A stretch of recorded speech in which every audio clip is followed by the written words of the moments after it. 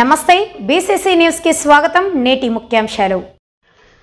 పల్నాడు జిల్లా నరసరావుపేట నియోజకవర్గం మహాశివుడి మహాప్రాతినిధ్యం పొందిన ప్రదేశంలో అసాంఘిక కార్యక్రమాలు, న్యాయ వ్యవస్థకు తూట్లు పొడుస్తున్న అధికార పార్టీ నాయకులు, ప్రజాప్రతినిధులు, సుప్రీంకోర్టు మరియు హైకోర్టు ఉత్తర్వులకు బేఖదార్ చేస్తున్న తెలుగు తమ్ముళ్లు.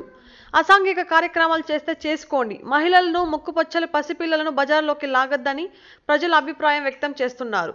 దేవుడు పేరు చెప్పుకొని దరిద్రమైన అసాంఘిక కార్యక్రమాలకు ప్రోత్సహిస్తున్న తెలుగు తమ్ముళ్లు ఇదేమిటని ప్రశ్నిస్తే పోలీసులపైనే తిరగబడుతున్న పసుపు దళం. అసాంఘిక కార్యక్రమాలు ముసుగులోకి రికార్డింగ్ డ్యాన్సులు.